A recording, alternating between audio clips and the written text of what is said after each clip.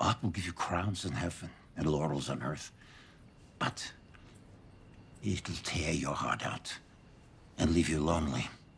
You'll be a shanda for your loved ones, an exile in the desert, a gypsy. Art is no game. Art is dangerous as a lion's mouth. It'll bite your head off.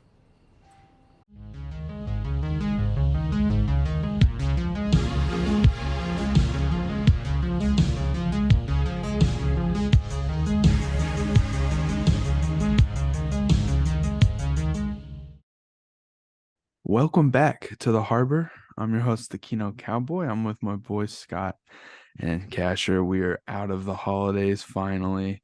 It's been a long month and a half. Starting off the year with a brand new influx of Harbor videos coming at you. Now, normally this last year we did have a lot of growth, and I was really focused on doing mostly films from 10 years ago or before, but occasionally some come along that I want to do newer. I'm trying to do less of that this year, but despite all of that, I saw the new Steven Spielberg movie, and because of my filmmaking roots being so deeply embedded in his filmography, I really wanted to talk about this movie because it spoke to me in a number of ways, as well as for him, I feel like it comes full circle in his filmography in a lot of ways too. It feels like the nice cherry on top to a wonderful, illustrious career. Man, it is not. I was thinking, this is not the cherry on top. This is a beautiful, luxurious buttercream icing on a delicious 3-layer cake. I like my cherry on top better. I think it fits more as a cherry. That's fine. I prefer buttercream, dude. That shit's delicious. I'm saying it's not to me. This was not a garnish. This was something that coats and recontextualizes the entire dish, makes me appreciate him more as a man and a filmmaker, makes me believe in myself and the art of cinema more, and moved me to tears multiple times in a way that very few movies ever do. Maybe Schindler's List. For different reasons. That's how I was definitely thinking about like how possibly hard this could have been to make as you know him. I was thinking about that when I was watching Schindler's List, but that's for a different reason, you know, because of his heritage and stuff. But this is a really distinctly personal film. I think as a biopic, this showed enormous restraint. Yes. And it helped that he had his writing partner, I forget who, but who's worked on with him on. Normally he never writes his films, so no, and he I don't think he has input, but yes, he's more of a director than a writer. That's true. But you know, and even Spielberg, as much as an auteur as he can be, he works within the Hollywood system. And I remember there's a great podcast, I forget the name of the podcast. It's from the Directors Guild of America. And they have different directors interview each other about their films. And it was Paul Thomas Anderson interviewing Spielberg about this movie. And, you know, you can go watch that after this. But he was even talking about directing the actors, you know, and directing him, the main kid, but also telling him, like, do your own thing with it. You know, don't be me, because you can't be me. Exactly. Yeah. So be an actor, trust your craft, and just like do the best job you can to portray the character, you know. And I do think that speaks to, you know, I'm not going to say the man doesn't have ego. He made this movie, but he is able to use it in a way and not get in the way of the story. It's kind of like toward the end of the movie, there's a line, and we'll get there because we're doing this in order and spoiler cast. Like every one of our casts. I mean, at this point, if you don't know. But there's a point at the end of the movie where he tells a guy, I don't know, it just made a better story, you know? And I even think he's a storyteller. So he does what's the best story. And I think he firmly believes that. Yeah, for this movie, I decided that we should go in chronological order. It works for certain movies. Other movies, it can be whatever. I do want to say the whole reason I chose that I really wanted to do this podcast episode, whatever you want to call it, show. Doesn't have to be a podcast, people. If Movie you're- discussion series. yeah, movie discussion series Semantics. is the brilliance I found in it, obviously, because going in, I know Spielberg very well, like his filmography, and We're best friends. yeah, I call him Steve. He's my bro, but I going in assumed it would be Spielberg having a bit of fun and having a schmaltzy, nostalgic look back on his childhood and make it real rose tinted and fun. But instead, I found that the film seemed to focus on a lot more of the uncomfortable, weirder parts of his past, and all those weird, uncomfortable moments seemed to influence him in one way or the other. And I was very surprised by how uncomfortable it can get. And I'm not saying there's not a lot of fun memories in the movie, and there are, but it's usually every other scene. Like when he's filmmaking, when he's making movies and he's with his friends stuff, that's like the happier moments. And then when he's at home, it seems to be less comfy, if you know what I mean. Like, I don't know. There's a balance to be had here. This movie is about escape. Yeah. And it's about Spielberg very, very naturally admitting that he has built an empire of escapism to escape from his own life. Yeah. And I really have to get this out right now at the beginning of the cast. If there's any film bros who have the sophomoric idea and the great original observation that Spielberg is overrated or he's not, he has more success than he deserved compared to other director, go fuck yourself right now. Official. Am I saying he's the best director? No. Am I even saying he's the best director of his generation? No. Am I even saying he's the best blockbuster director of all time? That's more debatable, but I'm not even saying that. But he's directed multiple hits and multiple masterpieces in the multiple different genres. I would argue this is a masterpiece of the biopic genre. It's not a genre I'm very well versed in, to be fair, because it's not my bag. I'd rather just because I don't know. But this one thing I like about this movie is it doesn't portray him as a messianic figure. It's like the whole joke of biopics with musicians. It's like there's a rise to fame, and then they get rich, and then there's drugs, and then they come back. Yeah. And it works I will say it works for Elvis because he is like Elvis is Christ. Also, it's kind of true.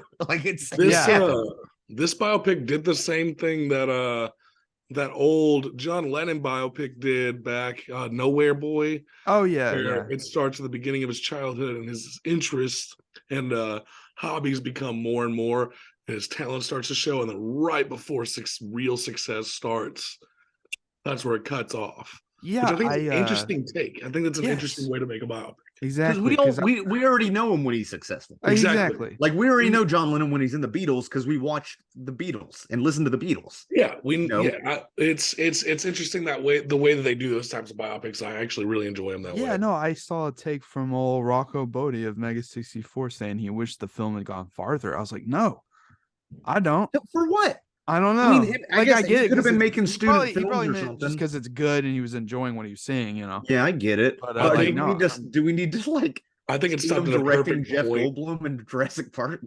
How far do we go? No, fuck no. I loved where it ended. I loved how it ended. The last 5 seconds, it was like one of my favorite things in the whole movie. Let's talk about where it begins. And before we get into that, and remind me, I think that's more meaning. I mean, that it's a funny gag, but there's also more meaning behind it. But we'll talk. There's heaps of meaning behind it, but we'll get back to that. The film opens with Sammy, aka young Steven, he's with his parents and he's at a movie theater and he's never seen a movie before, and his parents are trying to calm his fears because he just doesn't know what to expect. And he's about to see his very first movie for the first time. And I guess it's easier for us because we grew up watching more TV. I don't know if they had a TV in their house or not. I'm sure. I think they did. They talk about whenever he's like, we'll get to this, but there's a room where he has the train set. They have leagues of broken TVs. Okay, well, it's funny that he doesn't know what to expect. Well, he's like a 5-year-old kid or whatever. Yeah, video was not as ubiquitous. Yeah. I mean, I had VHS tapes and stuff growing up, But so before we get truly started, I do want to go over our first theater experiences that we can remember, and if we had any qualms or experiences with not going in mid theater though. I fucking was a big titty baby. About what? It was Godzilla. Oh yeah. Well, that's a fucking scary movie. I cried like a baby in Godzilla in the Matthew Broderick, not because it was scary, but because Godzilla gets bombed at the end, and I loved Godzilla so much. Hell yeah, dude! Crushed, dude. Even after he kills all those people in that movie, that's like a core memory for me. I remember crying on the old, like weird looking 1980s couch in my parents' old house, and like them trying to console me that giant man-eating lizard was dead. That's why we're friends. Scared me. Little baby Zilla scared the shit out of me when they go up the elevator and they pop out. There's those eggs, and they like Jurassic Park was terrifying for me as a kid. Didn't see that in theater, but like watched that way younger than I ever should have. Point where I was having these vicious dreams of like fucking Tyrannosaurus Rex breathing on me while I was sleeping. Dinosaurs terrified me. I watched Jurassic Park 3 actually because that was on DVD when I was 7 or 8, and I had trouble sleeping at night. Yeah, it's funny that you have that story about Godzilla '98, Scott. I mean, that's why we're friends. But the most Kino Cowboy version of Godzilla '98 is that we rented it and I watched it as a little kid and I was unimpressed, and I put back in my VHS of the original '50s Godzilla. Oh, the '50s! I didn't see that one until I was a teenager. Yeah. I had other. We won't get into that. Maybe on Godzilla Cast, but I had other VHSs growing up and would rent them a lot. But yeah, as far as my earliest movie memories, I just remember always watching movies. Honestly, the first movie I saw, my mom tells me, was Little Mermaid. They had a re-release, and she told me that I got freaked out by Ursula getting fucking impaled and shit. That's harsh, man. But the first thing I can remember is going to see Mulan with Justin's family and my mom. And when the Huns start rising out of the snow, it freaked out Justin so bad that he fucking cried and had to leave. That's powerful. That's the power of cinema, though, man. But I was like, that's a scary fucking thing, I guess. To me, I was like, this is awesome. And we stuck around. And then probably got Szechuan sauce for my McNuggies afterwards. No, I'm just kidding. Pocahontas. I was about 3 when I saw. Was I in theaters? I might have been. But apparently I cried a lot because John Smith gets freaking shot, and it's a G-rated movie. Does he? Yeah, apparently. I never cared for that movie as a kid, so I don't remember it really. Yeah. Yeah, Even as a 5-year-old, I knew when certain Disney movies were mid. Yeah, I mean, Colors of the Wind, it's a well-composed song if it's very noble savagey. But, 90s Disney, I'm going to yell at my parents real quick and ask them, because I live with them. I've been applying to apartments once. Okay. I'm right here. I'm off frame. I'm listening. Okay. So right away, before he goes into the theater, he gets kind of like 2 distinct talks from his mom and his dad. He's like talking to his dad, Paul Dano, and he's just being very matter-of-factly about, no, these aren't giant people. It's just like a screen, this and that. And then his mom pulls him aside, and the camera goes over to his mom, and she's like, oh, you'll have a great time. And she's more emotional about it. And I feel like his dad's more left brain, his mom's more right brain. It is the yin and yang, maternal and paternal, both. I mean, instantly set up, and you get both of their worldviews and contrast, and why they balance each other out. I also think it's although funny not that enough instantly. they kind of prepped him with this is all going to be about the circus and there are clowns and it's happy, and there's a whole scene, like scenes developed like of killing people, and like if you go in thinking it's going to be this happy movie and then there's a Yeah. full-on murder and train wreck scene, most kids are going to be scarred. He wasn't scarred though, he was inspired, He was fascinated. like infatuated with it, and He was like watching this wanted to train know how crash. the fuck they did it. Now, I couldn't help but see that train crashing scene in that 50s movie that they were watching and think of the counterpart in Super 8, which was produced by Spielberg, but I don't know how much input, if any, if he had on that film. Production That's value. just what it made it think of. I thought of Super 8 as well, and I'm like, I find these 50 special effects and the special effects in Super 8 to be More interesting identical. than Super 8. Yeah, no, honestly, Super and 8 it's is like so ridiculous. made, It's real, at least. People listening, you can go back to our Super 8 cast. We joke about that scene. It's really insane. Or even just watch a trailer for Super 8. It's dumb. That train crash is dumb. But it's just no, sorry.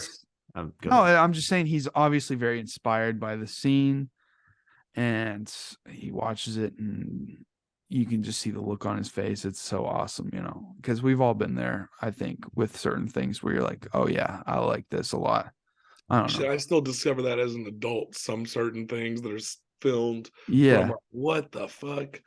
I remember, Darth Maul igniting the second saber when I was a kid in theaters, dude. Jesus. Yeah. You remember that? Yeah, hell yeah. I saw it on the trailers too much. I remember that I didn't know what trailers were.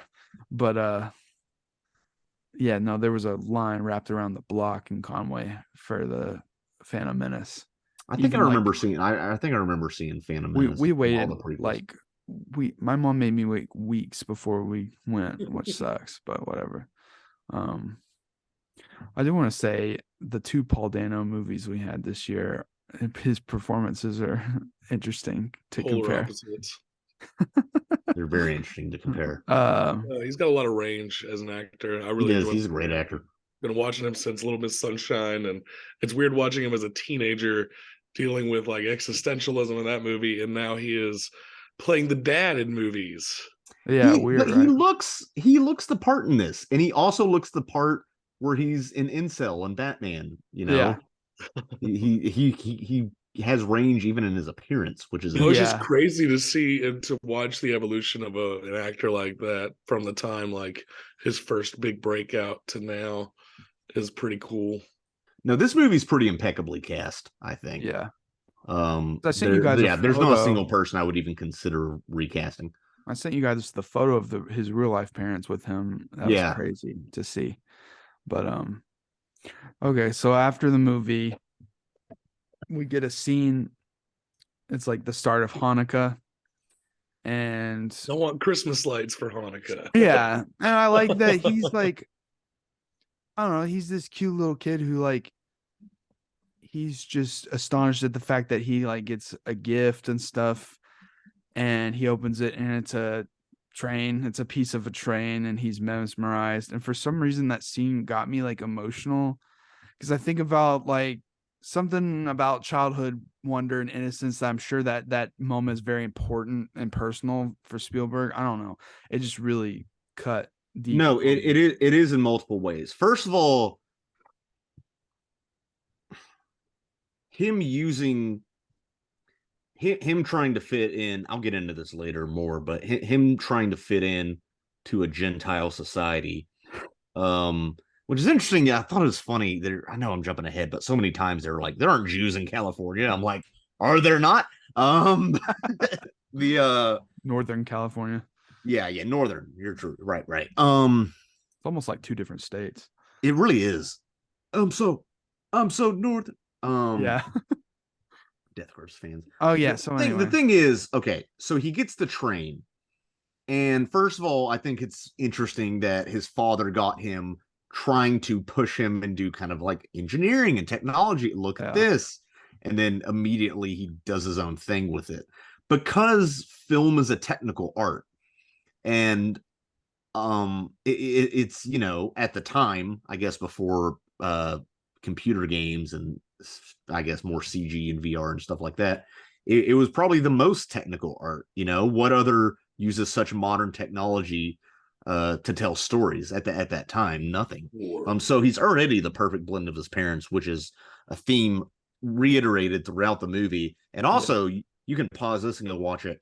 There's a point, a great video. I should have sent you guys this before the cast, of James Lipton. He's on Inside the Actors Studio. Spielberg is, and James Lipton points out, so your father was a computer engineer and your mother was a musician.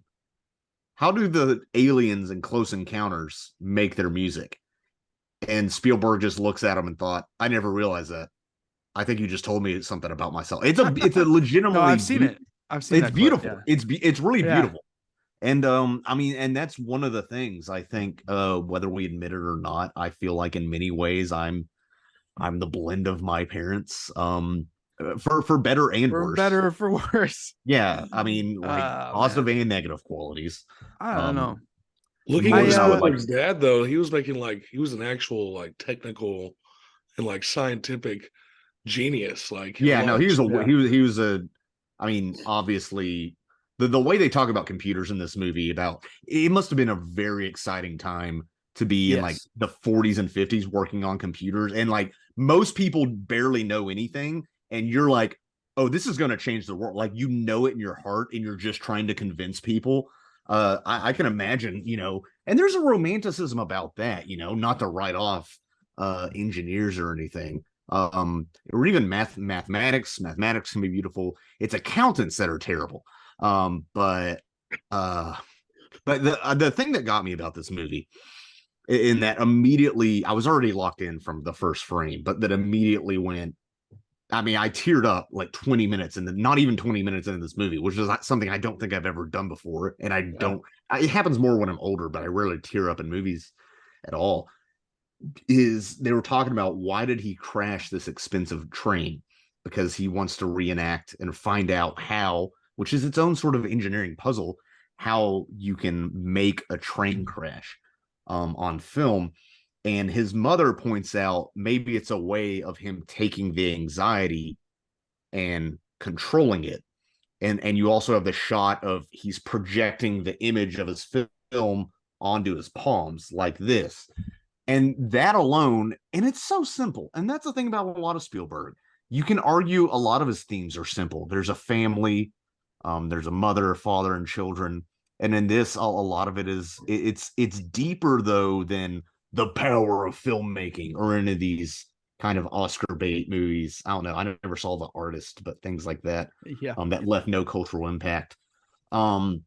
It's about escapism. And as a man who has been criticized his entire career for offering uninteresting escapism, he is taking that, saying it is valuable, it is important to me, I am expressing things, there are parts of my life that are sublimating into my art, and as an artist, I have the right to control my trauma in my life in the way I want, and whether anybody else admits it or not, that's all they do.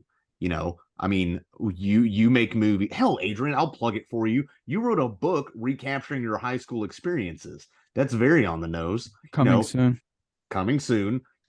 I do stand up, and I will talk about legitimately shitty, traumatic things in my life, and feel empowered that I'm able to take control of it and share it with people and turn it into joy somehow. And I know I'm just rambling about this, but in its simplicity, that was so profound to me and hit me in such a way that was so inspiring to me. I was instantly locked into this movie and my eyes glued to every single frame. Well, you being so impacted by this film is almost already enough. We could turn the podcast off now, because that just proves everything he was going for with what you said. Yeah, it's I'm already there's no way of me talking about this movie without just, and I've only seen it once. I wish I had time to see it again, but holidays and everything. And I saw it with my parents, and they both loved it, by the way. Good. And yeah, dude, my parents are, they're pretty Kino. They can get stuff. I don't know if they would watch A Brighter Summer Day and enjoy it, but I'm not even sure if I swear to did. God, that's been like the ongoing joke between all of us. That's because it's such Summer an Day advanced. for a while now. It's the most Kino difficult title. movie I've ever watched. It's not. It's good. It's just I don't know if I want to rewatch it. I'm so glad hard I did. to watch. It's a hard to watch So movie. dense. It's so dense. God dang. Okay, so yeah, after he gets the full train and he takes it around, shows it, and then he crashes it, and he gets in trouble for crashing it. And then his mom says he can do it once, but then he's like, okay, I actually had to crash it a bunch to get the shots I need. And yeah, but like he shows her and she's astounded, obviously. Like this is like a 6-year-old kid or whatever, 7. Imagine. But especially back then. But so after that we get a dinner scene. And I'm gonna say this. I didn't know anything about this movie going in except for the basic concept. Me too. But I did know already that the Spielberg's parents at one point divorced. Yeah, I had no idea. So I think I knew that, and going in maybe in the back of my head, and I, the seeds are planted fairly early. I know what I'm saying though is like when we get to the dinner scene with Seth Rogen, Benny, I immediately figured out what was going to happen, and it's just interesting because the subtleties are in fact so subtle, but I know the language of his filmmaking so well. Yes. That to me, it's transparent what's going on between the mom and Benny, just from the few tiny little expressions and lines that they give. And I kind of wish I wouldn't have gone in blind knowing about the relationship.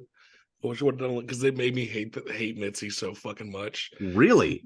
Oh man, oh yeah, no, I get that. The way I grew up, I had similar fucking situations happen. Right. Yeah, here's gonna be the disconnect. Fucking hated that woman. The disconnect is that Scott's parents never divorced. Casher and I have been through this. I went through a very rough divorce too, with a lot of secrets being held and a lot of acting like I'm not at fault for anything and acting like everything's just going to be okay. And it really fucked up my head for a while. Yeah. And so like seeing the beginnings of this with the Benny thing. And then I was like, I gave her the benefit of the doubt. And as we got closer, I was like, fuck. You want to give it the benefit of the doubt because of you and I's experience. You don't want to believe this is true. Yeah. And I don't know. It was like reliving some past trauma all over again. I hate to use the word triggering, but it triggered a response in me, and it made me really, I get that. Really dislike Mitzi, like resent her. That's why I was surprised by how uncomfortable a lot of the betrayal of his mom and certain scenes with his family are. And it's in I expected it to be a little more schmaltzy, and it's not, and I'm glad it's not, because obviously there's some shit that needs to be said here. And I think the fact that his parents are dead are the only way he could make this movie. Fair. One way, and maybe I shouldn't say this too loud because they're on the other side of the door. But I was dating a girl once, and she said to me once, I had to kill my parents in my mind. And I knew what she meant at the time, but the more I think about it, it's like at a certain point to become an adult, like you kind of have to do that. And that's not just accepting their mortality, but I mean, really killing them in your mind. If you ever had that voice in your mind, you have to kill it. If you ever hear your parents' voice and it's not your voice, there's a certain point you have to make there. Huh. And Kylo Ren moment. No, I'm just kidding. And I mean, in this movie, it's easier when he's actually dead. And I think a lot of people, what happens when they have a kid, and then it's like, well, now I'm a parent, you're a parent. What up? That's just another layer to this movie.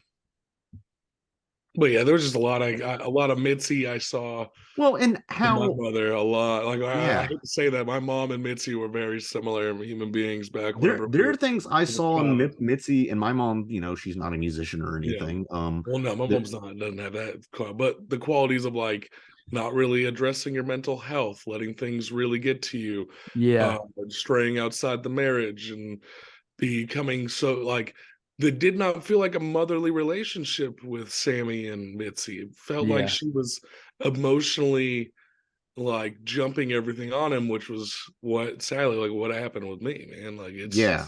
Yeah. At a certain point.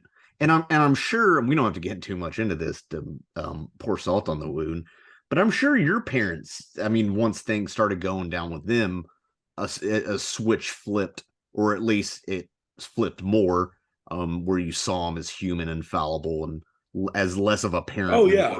more of just a flawed human being. Oh yeah, I was convinced. I was like, this is the perfect relationship, you know, and then the illusion dissuades itself, you know. Yeah, because you don't know what's happening behind closed doors. But yeah, no, I just spent the rest of the movie being pissed off at Mitzi. Well, it's like I get that because I'm a child of divorce, so I have that fear. But also now that I've been in like a very successful long-term relationship, the fear of being cheated on this whole time is a very scary fear.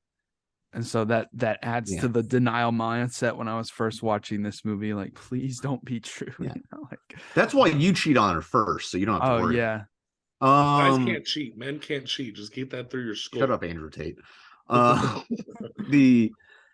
will say one thing about Seth Rogen's performance. At first, I forgot he was in this movie, and then he showed up, and there's that moment of like, oh wow, Seth Rogen. The best compliment I can give is there were times, plenty of times, where I forgot it was Seth Rogen. Yeah.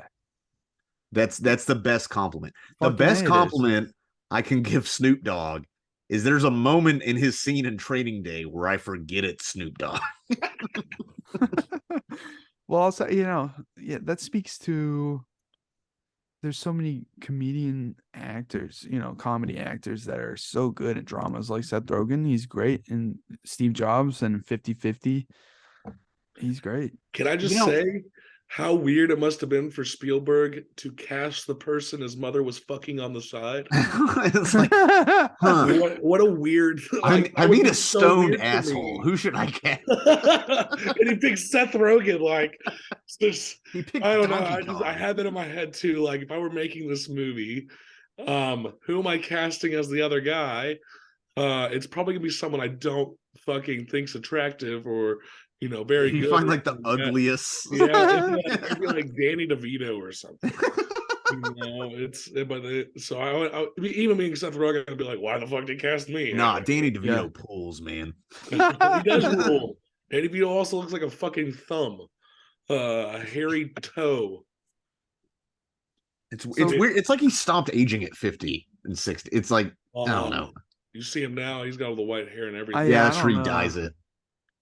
So, continuing the uncomfy, bad vibes, not bad, but here's the thing: it's every scene is very complex. Like, there's uncomfy things happening, but also like there's fun stuff with his family that he might like. I don't know. There's just there's layers of different things. No, the scene of them singing in Hebrew and lighting the Hanukkah candles. Sure, it's I've experienced the Gentile analogs to that, but.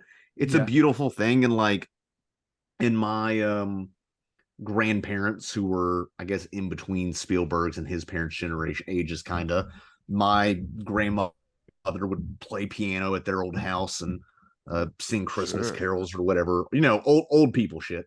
But it reminded me a lot of that. It's I think it's even if you didn't grow up in that sort of, I don't know, middle class, middle American. They're not really middle. Well, kind of. New Jersey, is that middle America? It's getting there. It's the middle of the East Coast and middle America. That's like armpit America. Now, I'm going to use the word uncomfortable a lot in this podcast. It is. Even if it's subconsciously so in Sammy's mind. He doesn't, you know, sometimes you look back on old memories and they're recontextualized, you know.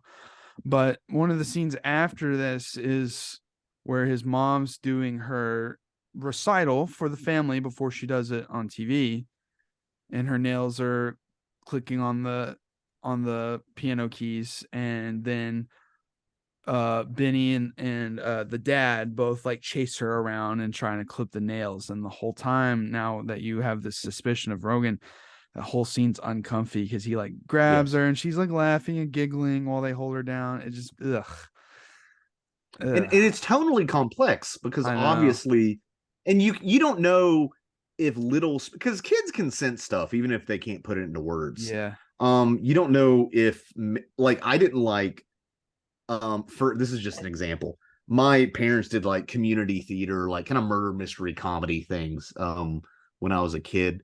And my mom had to like kiss a guy in one of them. And it's a total gag, you know, it's not anything. But as a kid, that like made me upset that like some other guy was horning in on my mom, not really. Yeah. And it's one of those things you wonder, is this adult Spielberg with the knowledge of his mom and Benny looking at it through that lens and informing the audience of that? Or is it him taking from his childhood memory and he sensed something then? Yes. And then also, dude, all of our childhood memories become corrupted over time. Yes. Because memory is reconstruction, you know. Read a Philip K. Dick story, or, you know, go watch Total Recall or something. There's something there, something, at least the emotion that he felt is there. And absolutely. And it's uncomfortable to the audience. And also it's very interesting of how much did his dad know? Because at that, and probably less so at that time. Yeah. I don't feel think like he was willfully ignorant at a point. Yeah. I feel like he was absolutely willfully ignorant, and at a point he absolutely was. Kind of was. I don't know if it was then. No, because the next part of this film is when they go camping, and it's a fun. Is it that soon? Yeah, trust me. Well, it's after, or it's right before. It's pretty close after this scene. Trust me. I rewatched the movie this morning. Yeah. You have all the notes. I've only watched it once. Yeah, they basically they bring Benny with them as they move into Phoenix or whatever. Sus as fuck. Or whatever. But like it's already. Yeah, that reveal of he's doing the home movie in the car and he's filming his sisters and stuff, and then it pans over a bit. He's like, what's up? I came too, because once she starts like fighting for him to come with them, it's like, Jesus Christ, dude. No subtlety there, at least. I don't know, because that had to have happened in some fashion or another. Dad, even if it wasn't one conversation, it was a series of conversations. Right. Well, it's like Bert explains it. He's like, well, later on, he's like, hey, I can't bring him right now. Like, through career-wise, I have to go and make a name for myself before I can onboard the people I have been working with, which makes fucking sense. Makes perfect sense. Yeah, but also, it might his mom is an emotional thinker, though. Well, she's not thinking of it as a career. She's thinking of it as having a relationship. Also, there might be a side of it to where he doesn't want to try and talk his way into it. He might just want to keep his nose down. But and also, how much of that is his dad just being emotionally closed off, right? And being of that just like, fine, I'll give my wife what she wants, and I'll be career oriented and give my kids a nicer house, right? So, yeah, they're out there after all this. They're camping, having a fun time. Sammy brought his camera. We get to see Boy Scouts a little Boy Scout filming before the. Oh yeah. Which shows that he's getting more people incorporated into his filmmaking, and it's getting better and better. No, it's getting big. It's funny. Spielberg says I had to remake all my childhood films, and then he's like, I did make them better. He's straight up like, I framed them better and stuff, Hell yeah. But they still look amateur, but it's really way. Dude, how glad, Adrian, does it make you that you grew up with digital editing versus dude. All that? Watching that in the movie was too much. I don't think I would have ever figured that out as a kid. You would have had to got somebody else. It would have been as a teenager. I would have figured it out, but yeah, because actually before digital editing, we would just take the VHS camera and just do one take for every scene and then stop it. And then so when you watch it back, it's the full thing, but we have to have it all planned out beforehand. It's like, we're going to do this shot. And then right. And your timing better be as close to perfect. I mean, sometimes we would rewind back and redo it, but often not. We would just do one take for everything. And then we would gather our friends together and watch the VHS in order. The most baller fucking complex thing we did before we discovered Windows Movie Maker back in like 5th grade, we made a VHS movie. It was like a choose your own adventure movie, and we would have time codes that you would fast forward or rewind to, and we would just film a bunch of random shit out of order, and like we had our friends like fast forward and choose their journeys and shit. I don't know. So obviously I have a lot of memories doing similar shit in a different time era. So. No, you really did. And I thought of you a lot this movie, because here's the thing. I always, and maybe it was different because most of the movies I've made were like school projects and little thing, and you like get paired up with random people from your class, and it's a whole thing. As much as I love filmmaking, and you know, sometimes I wonder like if I was a director, what kind of film I would make. It's really not my craft. And I think part of it is, I think the main thing is you have to work with other people, and I don't like that part. That's why I just like writing and telling jokes and doing my own thing, not sketch, not improv. Just me being a narcissist. But it's a beautiful thing, and you know, it's interesting. More people are, I guess, making movies now, or making, you know, video at least than ever, and but has it become watered down or less special? I mean, it has become less special. Media is less special because it's more abundant. And then how many kids, this is going to sound very reductive, are making TikToks versus trying to make like a narrative film, you know? No, here's the take. Here's my hot take is that Here's your take. I think that TikTok is beautiful because a lot of kids, teenagers are making really rough short films that they really are that would have never tried that before, and it's just an easy outlet to make people laugh and like do little bits and sketches that everyone accepts are lower effort and lower and no budget, so it's kind of like a fun thing of like, oh, what can you do in this minute with no money and just your friends. And it is interesting because I see TikToks, beautiful, and this is me being an asshole completely, where I see people and I'm like, oh, you looked like a total dude bro idiot, but you actually made like a funny video, so I guess I misjudged you, or maybe you just had a fluke. I don't know, which is a terrible thing. TikTok shows that the general population is interested in movie making. They are. It's just like it's a question of access. And I do think there are advantages to having more difficult tools, because you can almost have to think about, like, here's the example I've heard from film professors who have to watch a bajillion student films and not drink themselves to death somehow. It's one of the advantages of film is you really have to plan out your shots more, think about things, and there's this kind of like film it now, fix it in post mentality, even at the studio level. I feel, you know, I watch certain films that are just like digitally edited, color corrected shadows versus making sure the lighting is perfect. And the mustache for old Superman. Yeah, and a mustache for Superman. No, and a very flat lighting. You know, I've been reading up on like Netflix has pretty narrow parameters for like, it's like you got to use these type of cameras, and like if you want to use an anamorphic lens, you got to, you know, sign off on it and stuff like that.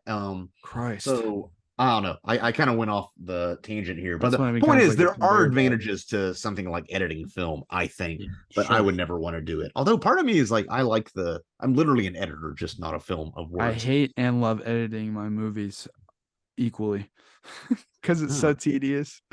But so yeah, back to the movie. There's a scene while they're camping, they're having a good time, but then there's a scene where his mom's kind of drunk, and she just gets up and she starts dancing in the forest in like a see-through dress, and it's very strange and it's uncomfortable. Like I said, I'm using that word a lot, but it's not, and it is, because like at the time, Sammy doesn't really see anything issue with it. He's just basking, you know, taking it in. His sister, on the other hand, is like, Mom, your dress is see-through. Come on, you don't want people to see this. And they all shoo her aside. And it's just this really strange scene. And what makes it even more complex is that John Williams pairs it with a very magical piece while she's dancing ethereally. And I feel like it's supposed to have multiple feelings clashing at this point. And I don't know. How would you describe the scene? Absolutely. I think it's at that point, because of John Williams' score really kicking in with that scene particularly, um it's definitely showing more of Sammy's or Spielberg's childlike view of it, when he was just like, wow, my mom is this beautiful, wonderful soul. But then also that's the auditory information, because then you get the visual information of the dad and Benny leering at her kind of in their own ways. Yeah. How aware are they of each other's leering, because they both know both are watching. At a certain point, I don't know, maybe his dad was like, yeah, my wife's hot. We don't know. So there is multiple layers, and there is that thing of like, I don't know, young men are, I mean, it's a dumb like married with children stereotype or whatever, but men are kind of dumb and boys are kind of dumb, and women and your little sister is going to pick up on some emotional subtleties that you as a teenage boy may not. Right. As you're going into puberty, because you're dumb. Right. I agree. Yeah, for sure. Yeah. And I will say, before we move on from that scene, I want to say that that's funny, because there's a bit where the dad and Benny are like freaking out over 64 bits in the fucking like early 60s. Imagine how that is. Like, our minds were rocked by the concept of 64 bits in the 90s. You know what I mean? No, it's a different. I think that's 64 bits of memory. I know. It's just, it made me think of the similar scenario. Yeah. Like 64 bit. It makes me think of that AVGN bit. Anyway, I don't know. No, that's the thing. Now it's like, oh no, my 8 gigabyte video card is $1,600 or whatever. Yeah.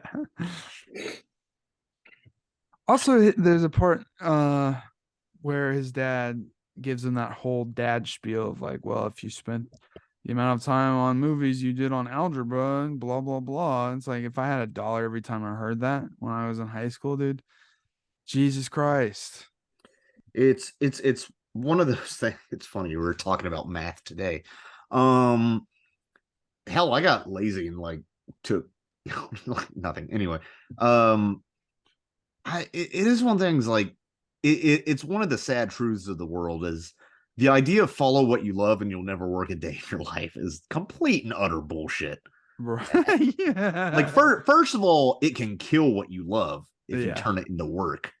I don't enjoy writing as much as I used to, because I have to write for a living. I got to write after this podcast, Fair. And there's things like that.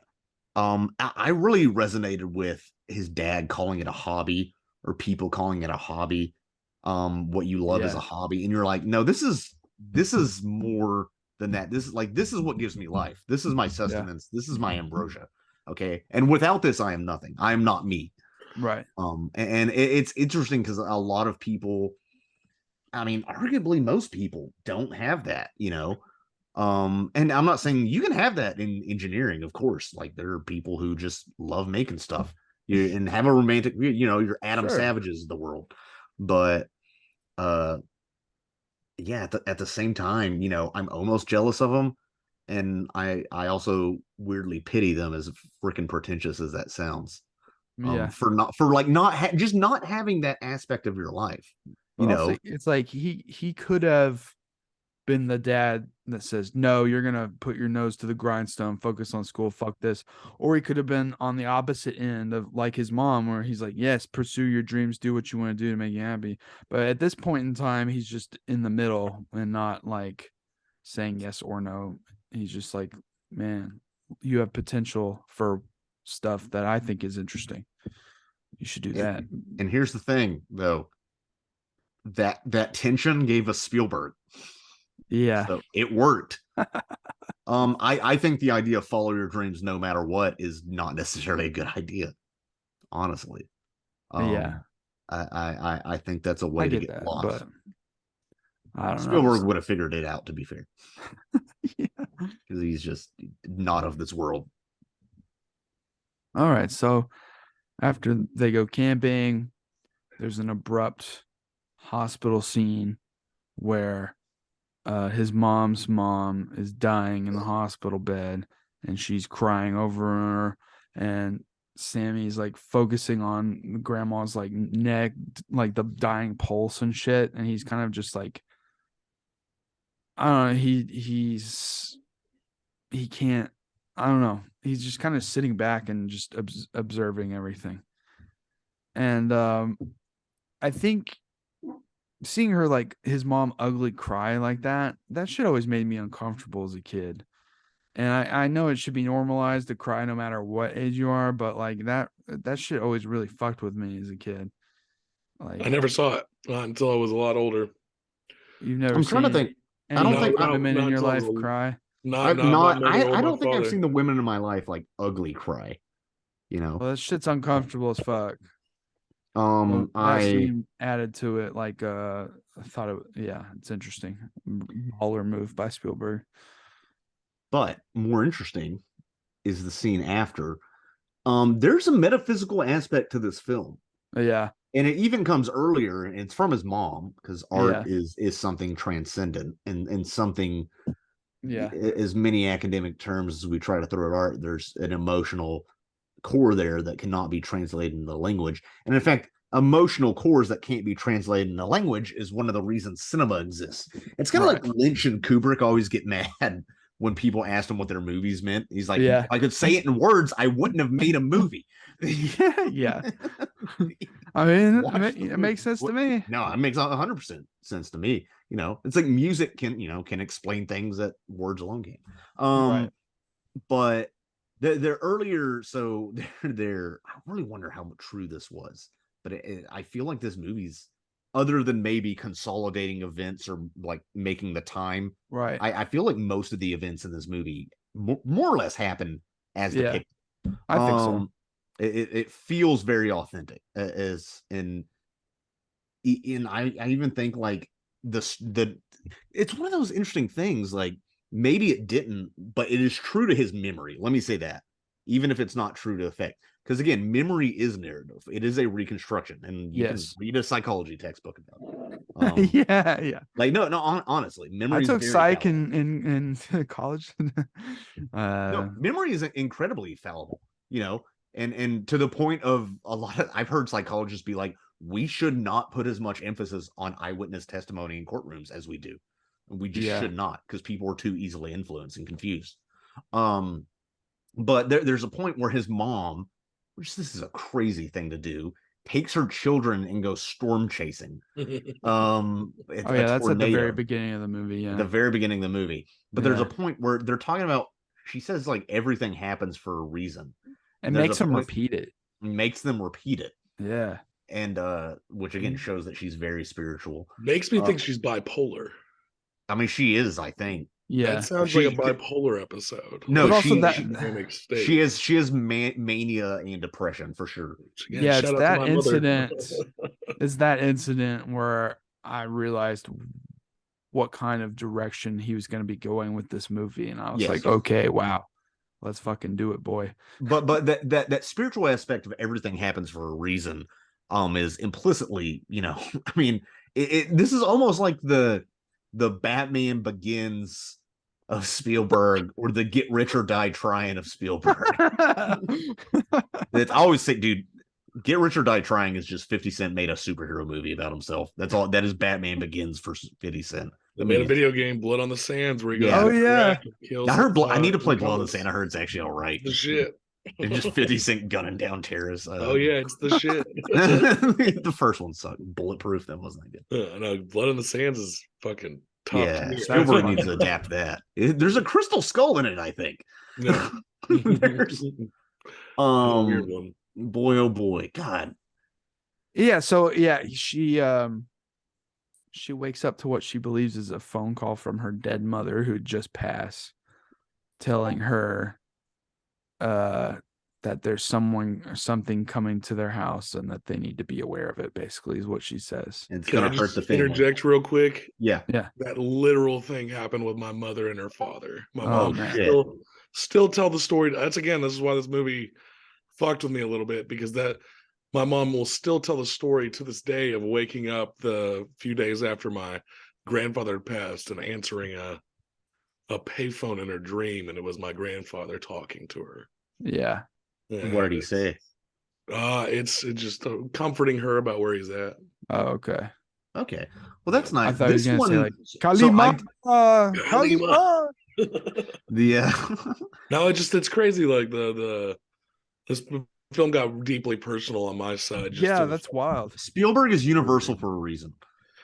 I didn't realize a lot about his mother until this. I didn't realize any issues were like that. Never. And so this hit a little bit more personal than probably for most people, because and the way like that. The way to make the best art, the greatest art, is from the personal into the universal, and Spielberg does that to a T, and that's why there are Steven Spielberg fans in Croatia. It doesn't. Well, it's like after that phone call that she imagined happened, I had to pause it for a second and like take a second, because I was like, yeah, holy shit, wow. But, well, and that really happened. He said everything about that, and his Uncle Boris, real name, coming the next day. I love Uncle Boris and that's the thing, is like, what's coming to their house? It's his great uncle Boris, and from the circus. And it's like his visit is really what solidifies Sam's trajectory, and like really not like concretes it, I feel like, because like there's that scene where they're in the bedroom, they're just bullshitting, and he tries to show him some of his what are they called, anyway, reels, drawings of it's storyboards, yeah. And then he tells Sammy basically the truth, whether Sammy wants to believe it or not, that he loves art more than anything else. And Sammy quickly denies that. And then during this important scene, there's that bit of uncomfortableness again, but it obviously resonated, because he like squeezes the fuck out of Sammy's face, and he hurts, and he's like super shocked, and he like jumps back, but it's like all part of the lesson and all that. So that for sure stuck with him as he got older. But what does he say? He says, we are like junkies. Art is our drug. And then he tells them, like, whether you believe it or not, you love this art form more than anything else. And I like how Sam questions it. He's like, is lion taming art? And he goes, just having the bravery to stick your head to the lion. That's not the art. It's making sure the lion doesn't bite down is the art. Yeah. Which is a really awesome line. Yeah, it is. And it's like, this obviously was very important to him. And like I said, it solidifies his trajectory. Old Boris is wise. He does that hand signal where he does the X, and he's like, this is your passion. This is your family. They cannot coincide. Yeah. You have to compromise one for the other. Right. And that's truth. Like, it resonates. It is true to an extent. I feel like Spielberg, I mean, he's been married to Kate Capshaw since 91. He was divorced once, so he seems to have figured it out. It helps that she's an actress and the worst Indiana Jones girl. Shut up. You just tell me to shut up. Anyway. Well, also here's the thing though. First of all, Judd Hirsch kills it. Judd Hirsch is like weirdly buff old man strength in that too. I saw his biceps. I'm like, damn, Judd, you're like 80, but you're still hitting the iron, man. But I think that also represents kind of a Bukowskian juvenile view of the artist that I think an older Spielberg, who works well within the capitalist system, would reject. First of all, is lion taming art? That's the first question. Sometimes I think, you ever just think, like, who becomes a clown? Who spends years of their life to, like, not like birthday parties. I'm talking like a clown goes to clown college for years, and like you have to live this monastic existence. Someone who wants to go out of their way to have big red lips and an afro. Interesting. It gets weird. Or like mimes, I don't know. But I do think it's important. Do you ever have those with artists you've met, Adrian, because in comedy, I sure as hell see it at the open mics. The cautionary tales. Like who? Like Just people you like, see who have been at it for too long, going in the wrong direction with no. Your Quinn's, Quinn's a cautionary tale. Sure, yeah. From Christmas in Vegas. I don't know, antagonist, protagonist. I don't know what he is. Certainly the main character. He's a character. You meet those people, but it's important to meet those people, of course. And sometimes they have wisdom, like the old guy who didn't quite make it. The guy who's been doing the host for open mics for 10 years. Yeah, and like that's a ceiling, and he knows it deep down in his heart, even though he won't admit it. That's super prevalent. That's super prevalent in stand-up. It's at the local level. Stupid prevalent. You meet those guys, and it's not that they're bad people or that. Yeah, it's not like I'm shitting on them, but it's just like, dude, I don't know. Sometimes what I'm saying is like that's another thing that's important in an artist development is to see that. Yeah. And it's how you react to it. And that's not me punching down. I think one of the important things that happened before Boris comes, though, is that his dad wants him to splice together all the footage of the camping trip. Yes. And he's just like not focused about it. And which is kind of shitty on his part. His mother's in mourning and it's something that would help her, but he's not thinking of that. He's thinking of progressing his craft. He's thinking that's because he has like 40 dudes coming over to be in the war for film. A very important shoot, and his dad wants him to do it so bad that he's like, no, do the shoot next week, which really stuck. It makes you feel kind of sick because then you start to realize, well, his dad really wants this to be cut together. Why? And then when his dad says something's not right, that's really devastating to me.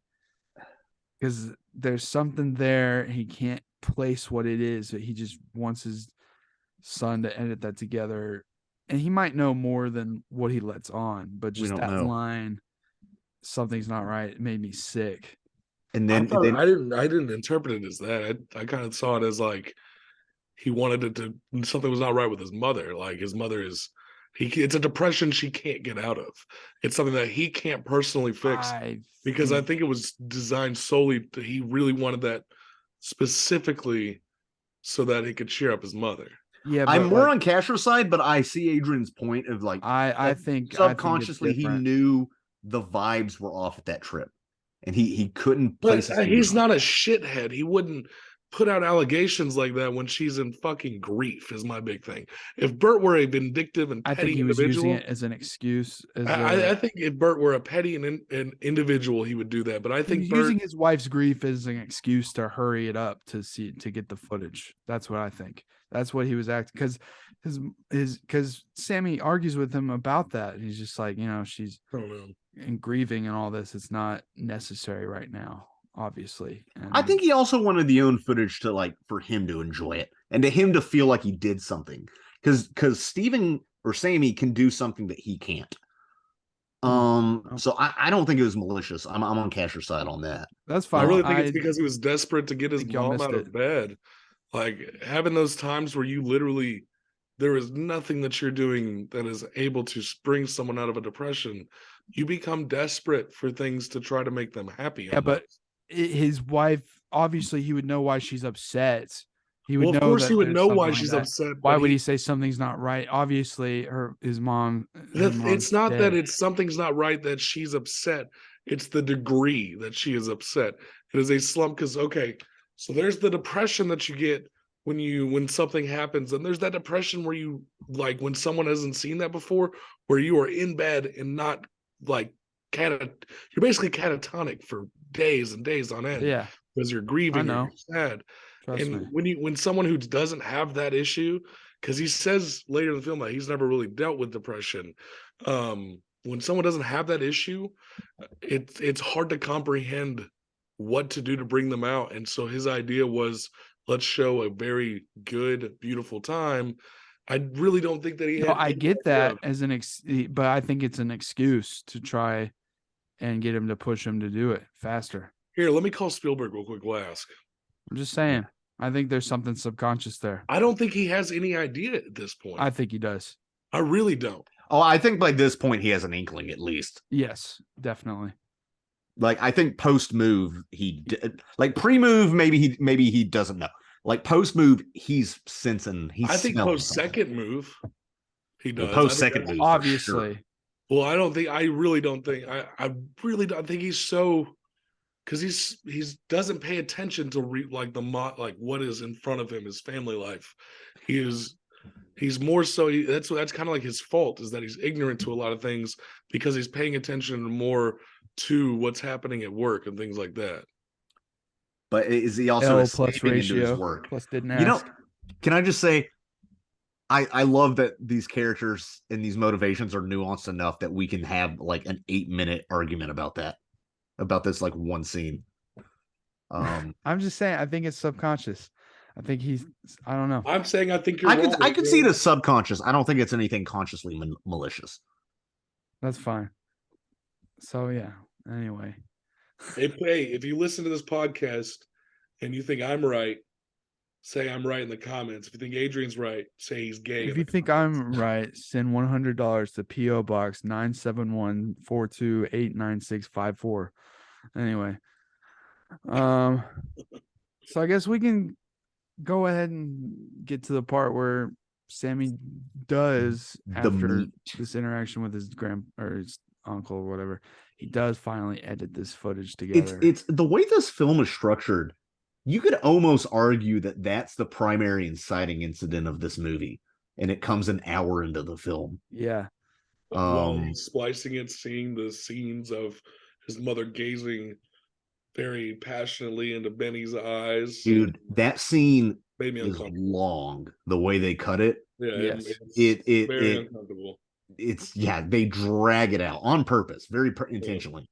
And to find out about this while you're coming of age, 16 is a very hard time.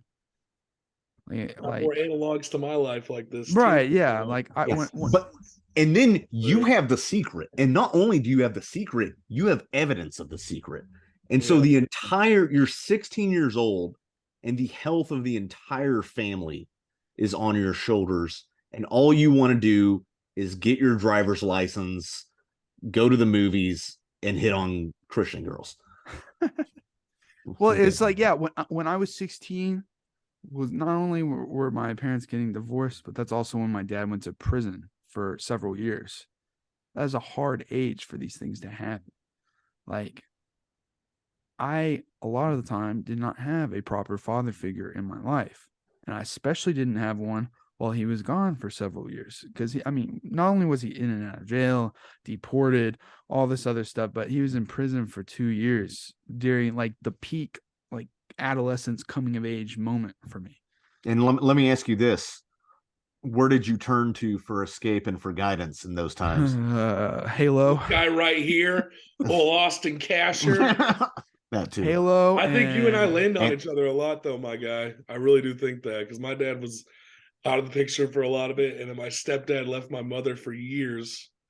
And what did I create at 16 years old? The Mooring Line.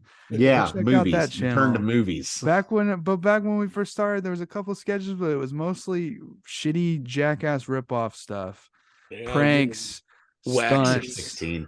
shitty stuff. But it's still, you got to figure your shit. You got a Skooma Bros. That's pretty. But good. Anyway, yeah.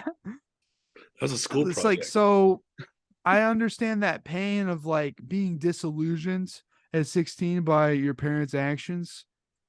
It's like I didn't have that father figure, but like I did have a mother figure, and she understood my pain and suffering, and she did understand depression because she had it too, and mental illness.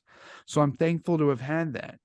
But so flipping that and having your mother act this way with another man and behave like this in the way she does in this movie, I can imagine how betrayed and confused he would feel in that scene. So that scene is very powerful to me. I don't know. I know we've said this at the beginning. Being Spielberg and filming that, like, I'm going to recreate my childhood bedroom and then recreate me finding out the worst secret of my life that destroyed my family. Oh, the first thing I said after I watched this had to be cathartic as a motherfucker. Like, this had to be I read the rumor that Spielberg cried a lot on set, but there's no way to confirm. I mean, people might just be saying that. Gay. Here's the thing. Gay. Here's the thing. Spielberg says making art is his therapy, which I don't agree with publicly, but personally I do because I've done it myself. Of course. I made a movie called Summit of Saturn to deal with isolation and existential dread. I should have just gone to a fucking therapist.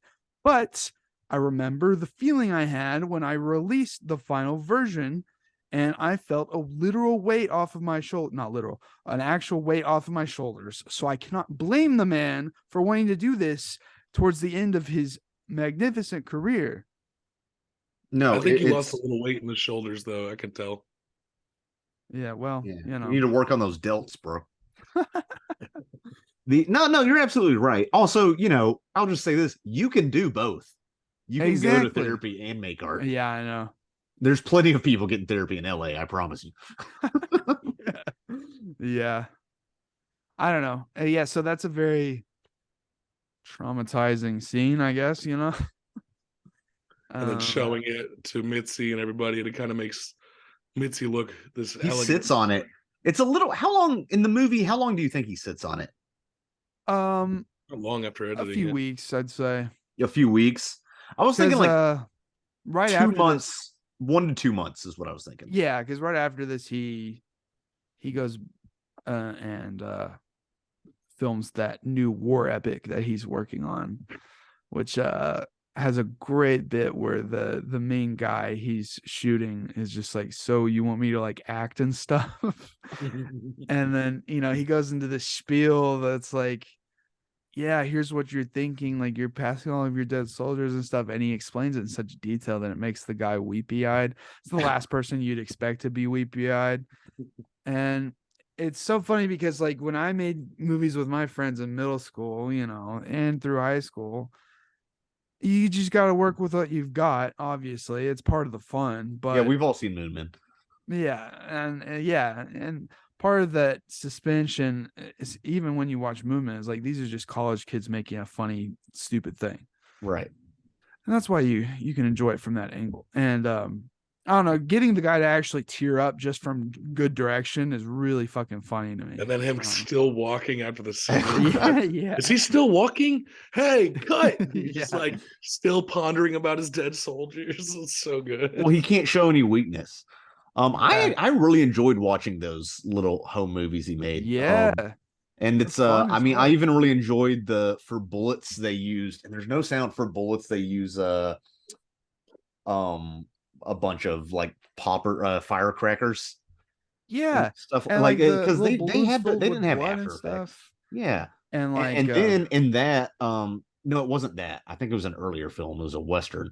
Yeah, it was the Western they figured out to put pinholes. He figured out to poke holes. I feel like I've read that somewhere too. I think I have too. He poked holes in it to figure out how to do the flashes. And that's an interesting moment because that's a technical solution to a problem, which is I've heard, his dad actually finds value in. His dad finds value in it because it's something tangible. Yeah. I bet his dad would really like effects driven movies. Like, yeah, as soon as he realized that, once he was able to relate it to engineering, suddenly he's like, oh, that's a nice little hobby you have, you know? Yeah. Like, damn. What happened? Well, he shows the film with the camping, and then starts to show a lot of outward resentment towards his mother and Benny. Yeah. Which coincides or can climax as in an argument where his mother slaps his back. Well, here's the thing. Right before that scene where she does that, he shows the epic, his war epic, to his friends and his peers and his family. And we get that shot of his mom crying, watching because she's astounded by the cool work her son has done. And the dad starts to talk to her about it, and she immediately just looks over at Benny and starts to talk about it. And then the camera even shifts to where the dad's no longer in the frame. And then you see, and that's the thing, is that Sammy sees this from where he's watching. And before this, throughout the whole movie, these kinds of feelings were separated. You had his times with his friends and his escape and making movies, and then you had your domestic stuff, your uncomfortable moments. But this is the first time really that these have officially clashed. And while he's in the movie making moment, he's thinking about his mom the whole time. And he's watching this happen. You can see it on his face. He's just been thinking about his mom and the way he looks at her. So now that these things are clashing, it's obvious why it climaxes in the next scene and she fucking strikes him, which is brutal. I don't really want to ask that question about being hit, but you know. Anyway. It's not fucking fun. Yeah. It sucks. It's we're not gonna go into this conversation. Yeah, exactly. No, we don't have let's to not. at all. I'll hit you, Adrian, if you want to know what it's like. No. Trust me. I'll put on my leather boots. Do you think Mitzi became more open with her feelings with Benny and public displays of affection after she was found out? I don't know. Almost seeking to get caught, maybe? Because, like, I feel like Sammy now notices it more, but also at the same time, it's more frequent just in general. I don't know. I feel like maybe more, it's just easier to recognize once you know the truth. That's fair. But I've got to pee. We've been talking. That's fine. I will say that I think about this movie from John Williams' perspective and how it probably meant a lot to him too, to see his friend come full circle, especially now that Williams is in his 90s and he was going to be retired, but he came back to do this one. And obviously you could see why it's important for him to come back after, he has to. Yeah, exactly. Like, what else is he gonna do? I can only imagine that like scoring Spielberg's films after this so long is like spreading butter, like it must be such a breeze for him. It is interesting. That's one thing, as John Williams is the most famous film composer probably of all time. Yeah. And it's, I was asking a friend of mine who's like getting her master's in music, studying classical music, and I asked her, is Williams respected in like academic circles and stuff? She was just straight up like, yes, straight, because he has non-movie scores too. He'll just compose classical pieces. The man's prolific. She's like, yeah, he's widely considered to be, pretty much a genius. Or at least, at the very least, extremely talented. Yeah. I find there's something about, you and I were talking about it. You were talking about in regards to Avatar, actually, and how it's almost an art of itself to make something that wide appeal. Well, especially if it's blue people. I'm still kind of baffled at why Avatar is as wide appeal as it is. Yeah. I mean, like, I understand why we watch it, but we're nerds, Because the Illuminati programmed our brains into really liking James Cameron movies, guys. Right. But it's one of those things where let's take it from a writing perspective. The young writer thinks writing in a complicated manner is difficult and impressive, and then they get kind of older and they're like, oh no, writing in a simple manner but conveying the same information is what's more impressive. And I even think that I was watching this movie and I'm like, all of this is blocked and shot perfectly, but in an unobtrusive manner. The camera does not call attention to itself. It's not, look at this landscape and the shot and every frame of painting, like that. It's not this like egotistical thing that places the director or the cinematographer at the center of your brain. I feel that sometimes with really long shots in movies, like, we did a long one take. It's like, okay, but what does that do narratively? But I don't know. It made me, we've talked about, almost miss like this really classic filmy blocking and filming competition, where there's depth. There's a Z-axis to the frame. So many times movies, like, there's no Z-axis. There aren't planes in the movie, because they're meant to be watched on your telephone. Yeah. And this movie didn't do as well as the box office as expected. So, well, it wasn't given a chance. They figured, we don't think it'll do good in theaters, so we're just gonna do a smaller release, I guess. Yeah, it didn't come to Arkansas for weeks, and I was PO'd. I thought it wasn't going to come at all. I'm glad I was going to take my whole family to see it over Christmas, but guess what? I couldn't because it wasn't out. It's infuriating. Yeah, it was insane. God. Okay, so anyway, yeah, he blows up at her over some stupid joke she made. Obviously, that's not actually about the joke. She tries to hit him and he turns around and hits his back, and he's supposed to be going to the swim meet or whatever. And at this point in the theater I was watching, I was like kind of shook by how real the emotions in the film were and how far Spielberg probably had to dig to retrieve them, and what it takes as an artist to put that on screen, stuff like that. Cause it's a bit intense. So, well, here's the thing. Affairs and divorce. It's complex, obviously, because she truly loves Benny to the point of like breaking up the family, possibly. How do you stuff those feelings down? And I think she truly loves Bert. Right. Obviously, her feelings are that strong that they're real and valid, but also at the same time, when you have a whole fucking family, I personally think the right thing to do is to keep the family together and just, I know it sucks to drop it, but like drop it. I don't know. Obviously, this is a very specific scenario. Not all of them are the same, but I think the most selfish thing she could do is leave, and I couldn't imagine someone doing that in my life. No, I can't imagine. I can't imagine doing that. I can't imagine people I know doing that. I don't know. I've fallen for people who were already in relationships before, and I just shove it down and move on with my sad life and play Xbox. You just gotta leave them in New Jersey, Michelle Williams, as you give a terrific performance. Just she almost praying in front of her son, bowing in front of him, crying, "Please don't tell anybody." Yeah. Imagine how you would feel. Ugh. That's not like you're a fucking 16-year-old, 17-year-old kid, and your mom is like hitting you with all of this, not only information, but just like all these adult feelings and themes. And I don't know, it's too much. It's unfair to Sammy. It's completely so unfair. hard.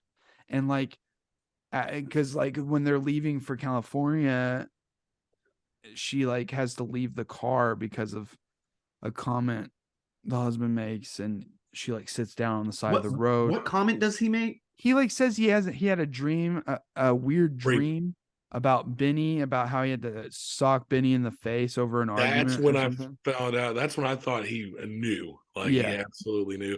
After she begged to have him stay or bring Benny with him, and he denied it. And then he says that in the car, and I was like, oh, this, that fucking TikTok thing. He knows. Oh, he knows. Like the fucking J. Cole song. But he does, has he even admitted it to himself? Also, I think that's the point where he's like openly, fucking, this is happening. He is now taking her away from that situation, and hopefully it will resolve itself.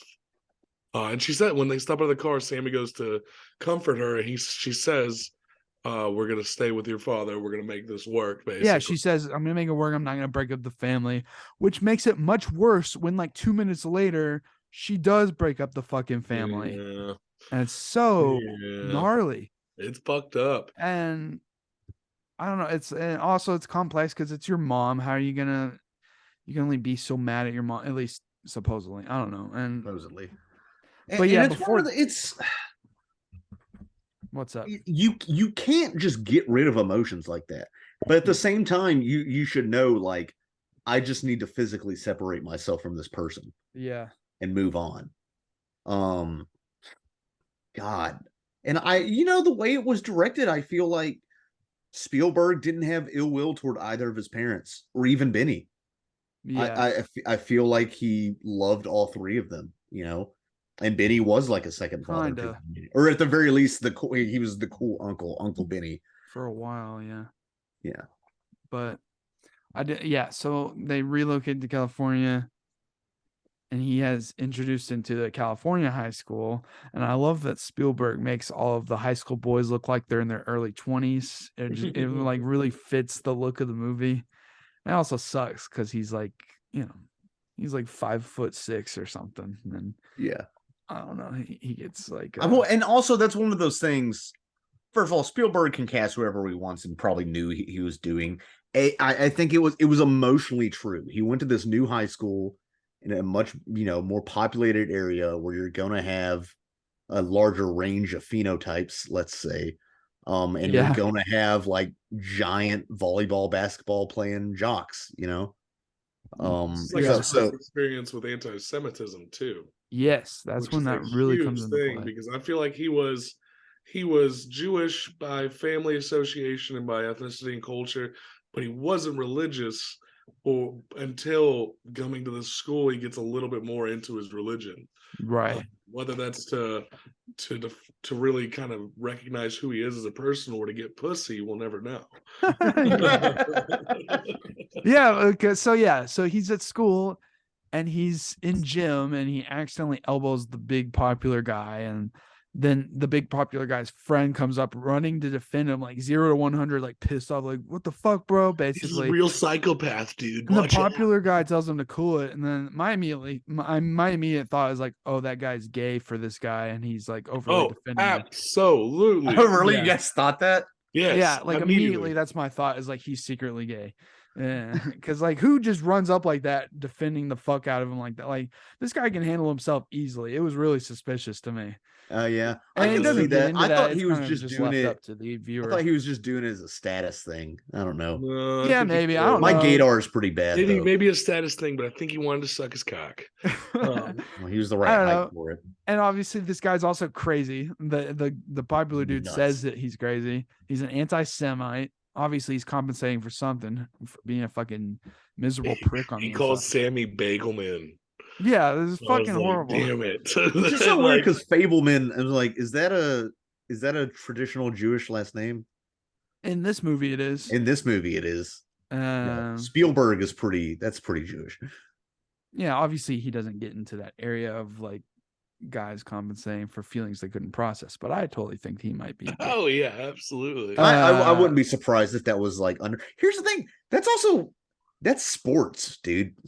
There's this weird sexual energy that you're putting into your you have to put all of your energy into your performance, including your sexual energy. That's also like repressed 50s and early 60s fucking teenagers. Yeah, like, slapping each other on the butt. Sexuality has never been explored. You don't know these feelings, man. We go to the locker room. I see you undressed. I get a little excited. I don't know what that is. I got to take away from this. I got to go kick that kid's ass because I've got an erection right now. That is the thing. When you're in high school, your sex drive is just all over the place, and it's just like you have nowhere to put the energy. So many like big name people in history that have had these best friends for life. That they've kept in contact with, and they go on these. We're going on an excursion to Michigan, just me and the boy every year. Fishing trip. Like even JFK had a person like that, and like it's all this stuff that you can't be open with it, but it's there. You can feel sexual tension there when tension is there. You can feel that, you know. Yeah, well, it's socially unacceptable to smoke pole, so. Anyway, so you just have to be anti-Semitic instead. I will say getting called a Jew and Fabelman is pretty shitty. I can relate to that in a different way. My name is Adrian. Yeah, I called a lot of kids Jews. For people who don't know, my name is Adrian Bachiri, and some people called me Gadrian or Baquiri or Quirio or all kinds of shit. I will say the worst one though. Well, one of the worst ones is Cookie Crisp because I have moles on my face and I have a brown face. That's a good one. That's more clever. At least. There's a you few should have worse told ones, us that. But yeah, I don't care. You sure it wasn't Darth Fatter? That wasn't the worst one. It's the Kino Crisp over here, dude. Pretty sure the worst thing I was ever called was fat. But that's a different story. Yeah, you took the words out of my mouth. That was the worst I was going. Yeah. Anyway, sorry, people. Reality is rough. That's just the truth there. Yeah. So he has this. Let's see. Yeah. So after that, he comes home from his like first day of school or whatever, and his mom has a fucking monkey. And I think that's why there's a monkey in Raiders. Yeah, that's funny. That's all I'm gonna say. That's also why there's the weird, he's a Boy Scout. That's why there's the weird Boy Scouts thing in Crusade, Yeah, where probably so. Indiana Jones gets every one of his character traits in 10 minutes. Yeah. And then people try to say it's better than Raiders. Anyway, for like 15 seconds, I thought it was funny that there was a monkey, and then I sat back and realized how fucking unhinged and sad it is. That is pure mania. That's and then insane. You get the reveal that she named him Benny. Like, Jesus Christ, dude. That's like, go to therapy. Which was what I was telling her in my head watching it. And then right after that, the husband's like, you need to see a psychiatrist or something. And yeah. She says all these excuses. So like, oh, they tell me what, I forgot what she says, but she makes up an excuse for it. Yeah, I've had that conversation with people. And yeah, so that's I can see why that would be traumatizing for your mom to be that fucking far gone to get a pet monkey. That's insane. Also, monkeys aren't good pets. No, hell no. They're terrible pets. I feel like I would wake up and it would be like trying to eat my nose or something. While yeah, we're not going to go on the spiel about monkeys because I could literally do a whole podcast about how much I fucking hate them. Okay, well, we'll come back to the monkey cast apes? one day. Okay, apes cast is different. That's apes. Different. Apes one of these days, rule. You can't say anything about apes on this cast. Apes are fucking awesome. Chimpanzees suck. Whatever. The bonobos are all right. Bonobos are good. Bonobos are all right. I do want to make a side note and say that their senior ditch day is like this whole like sanctioned event, like by the school. Like, we're gonna do all this and this. And we need an AV team for it and stuff. Like, our senior skip day was totally unofficial, and where we skip and go get a Little Caesars pizza and go and like play Smash. Or you be like me and you don't skip because you don't want to miss any homework. Bullshit. No, so many people skipped that. I didn't have a lot of friends in high school. I mean, like the last couple years, I had friends I'd hang out and stuff. I didn't have a crew like you guys, really. I get it, but like at a certain point, like senior year and stuff. Well, we would just like skip and like play Smash and eat, and like I remember we went to like McDonald's or something for breakfast. But anyway, do you think in the movie right before they do the whole senior skip day thing? No. This is probably my favorite bit in the whole movie. Is that Monica, the woman that is introduced by mutual friends or someone, she is kind of falls for him because she wants to not only like convert him, but also it's like forbidden fruit. I can fuck the Jewish kid. Okay, she's a Christian. Yeah, we skipped over. No, a couple I things. wasn't there yet. I was just saying. I just remember there was like the poster. There was a poster on the wall because before that he catches that girl, the jock, making out with that redhead in the hallway, and after he's getting shit on outside, he uses that as like a comeback, and then he gets his shit rocked. Yeah, the jock, his girlfriend is there, and they're arguing, and Sammy says something like, "Oh, why were you making out with that redhead in the stairwell or whatever?" Yeah, and then he gets his face caved in. Yeah, and so like he comes home. Well, his face is already fucked up, and his mom is like telling the dad that he won't tell her who did it. And this is the point in the movie, the closest point we have to his dad like yelling and getting in his face, and it almost escalates to an actual like yelling match or something, because his dad's so like almost like complacent and quiet all the time. But at this point I was like, wow, it's gonna get heated. But his mom just says she started therapy to try and diffuse the tension, and I was like, shut the fuck up and let them get out some shit they needed to say. But whatever, she couldn't handle even a little bit of like bickering, I guess. I don't know, you had to make it about her. Yeah, it's weird it diffuses it, but maybe it didn't need to be diffused. And yeah, maybe I mean, you started therapy. Also, it's weird like you sat on that until the opportune moment. Yeah, that was a beautiful shot after that when they're just exhausted, and it's kind of like aerial view of they're sitting in different places. Yeah. There's furniture strewn about. They're trying to unpack and construct the house. They can't. They're distant. Yeah. Simple, effective. Yeah. So after that, he's told that he needs to apologize to the girl and say that he didn't actually see him making out with that redhead. And so her and her friend like confront him about it in the library and ask him all this and that. And then the girl figures out, her friend figures out he's Jewish. And she's like, oh, we should hang out after school. And then one of the most insane scenes I've seen in a long time, especially in a Spielberg movie, is the girl has a shrine to a bunch of sexy guys, including Jesus, who she also finds sexy, which was really fucking funny to me. That's a great bit. That's so it is. funny. Dude, It's Jesus is ripped, man. And he's like, isn't that blasphemous? She's like, no. And it's like, if a girl brought you into her home and she's into you because she thinks you remind her of Jesus and she thinks that's sexy, would you still go through with it? Dude, that would kind of I was kind of into it. Here's the thing. The idea of, I mean, like, that would be too crazy, and also I'm too old, obviously, to be dealing with that sort of stuff. But like the idea of this chick like wanting to throw away her worldview because she's like insatiably lusted by you being like a heathen, a pagan, and like her parents are downstairs. There's something about like that level of crazy desire that's kind of like, all right, this is that's like finding like a BPD chick attractive. It's just a high school horny, you know. High school all it horny is. is different, yeah. And he, like, she pushes him onto the bed and he looks up and the crucifix staring at him, dude. Jesus, literally. You did that. You did that, Sammy.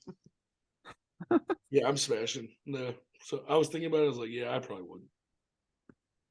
Anyway, that's a good bit. And he Hilarious. He has dinner with her at his house now, and there becomes a heated argument between them and the parents over his hobby that he'd quit. Oh shit, we skipped the part. Very important Part where Benny gives him a fucking camera before he moves. A nice one. A really nice He's one. selling his old one. Benny happens to be there. Yeah. Buys him a super nice one, tells him to follow his dreams. And it's great. Obviously by this point Sammy knows and wants nothing to do with him, so he gives him the money he got from selling the other camera. It was like, take this if I'm gonna at least pay it. And then here's the thing, it's hard to hate Benny completely, because at the end, like, he sneaks the money back into Spielberg's pocket and drives off like, see you later. Yeah, he says keep the change. And it's so cheeky, but also like genuinely heartfelt. Like, you're saying Benny isn't just some douchebag who like walked into this family's life and took the woman, you know, and he genuinely cares for them. Yeah, he saw them grow up. He does care about them, and he doesn't want to see. He wants to see this kid succeed, and well, obviously, and that's the thing. It's at a time when kids weren't making movies. You know, it wasn't as easy. So if a kid was really into filmmaking, it was like, whoa. Imagine a young Steven Spielberg. Like, it had to be like, seeing a Michael Jordan play high school ball or something, where you're just like, oh God, this kid is a freak in a way, but we should encourage it. Yeah. It's insane. So he quits filmmaking, which actually makes me feel better about when I get burnt out or have a mental breakdown and take a break from my craft. Sure. But made me feel a lot better. I'm like, well, if Spielberg can take a break, I can take a break, I guess. But it's like he was out of the game for a little while, especially since he'd moved to California, and he basically gets convinced to film Ditch Day because it's almost like a reaction to his dad, who's not wanting to go out of his way to rent equipment and stuff, and says, oh, he's done this hobby's done. He's done with this hobby, blah, blah, blah, instead of encouraging him to get back into what he loves.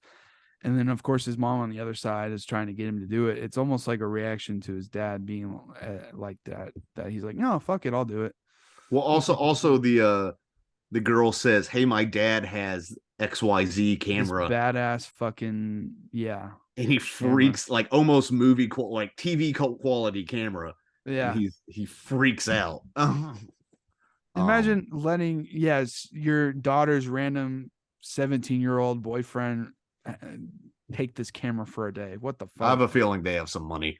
But yeah, that would just be like, I don't know, like, oh, I have this red camera that I was thinking the same thing. Here's the you guys can just take. Okay. Okay. Yeah. So he goes and he films Ditch Day, and it's a little fun thing, and he gets back into his craft a little bit. But after it's Ditch Day, it starts a home movie of them moving into their nice new house after being in that rental house for a time. And for the first time, really, we see his dad beaming, like truly full of happiness as he's showing the camera around to their nice new house, and everyone's going to get their own room. He's very proud of it. And it's so beautiful, and he truly looks happy. And then directly pairing right after that scene is his mom crying, telling him that she's leaving to go back to Phoenix for Benny. And that punch right after that is insane. It breaks my heart. She says it's incredibly selfish, and it is. It is. And I can also understand it. You almost feel, I mean, I also think obvious mental health problems. You obviously you feel like this is the only way I'll ever be happy. And here's the thing. I think his mom and Benny stayed together in real life. Like, oh yeah. So it was arguably the right decision for her. Yeah. You can't be yourself if you're not 100% being the person that you want to be. I think we've all for others if you're not able to be 100% for yourself. I get it, but like, dude. Oh, it sucks ass. But as an adult, I've realized that like, because of similar situations, it's like my mother became a better mother because she was able to finally take care of herself and her needs mentally and not be around something that's so draining all the time. I get that. Yeah, I hear it's not like she hated her husband though. No. She loved him for different reasons. Yeah. It's complex, obviously. The moral of this movie is that monogamy ruins relationships. They could have had a freaky deaky polyamorous relationship and saved everything. I kind of thought that's what they were aiming at with some of the videos from the camping trip. I was wondering about that. A train run on her, spit roasted Mitzi over here. Well, I kind of thought that when they both picked her up. I'm like, are they gonna throw her on the bed? Oh no. That'd be weird. That was really Spielberg filming it. Dude, little Sammy in the corner. Gross. So yeah, it's a very fucked up, sad thing. And of course, the dad is like, don't blame your mother. Don't do this. And I'm like, dude, if any time, kind of blame your mother. Yeah, I'm gonna say if there's a time, it's now. But whatever. But the most interesting part of the scene is that Sammy is sitting in the back during all of this, just observing, not saying anything. And then he starts to disconnect, and he imagines himself filming this whole scenario, and he's completely disconnected. And like, it must be, like a defense mechanism in his mind, obviously. And I think I enjoyed this movie so much, not only because of how much I enjoy Spielberg and his field of work, but because how much I can relate on different levels and more than I expected to. And this is one of those scenes where I have had similar defense mechanisms as a teenager kick in just like this. So I was like, what the fuck? I don't know.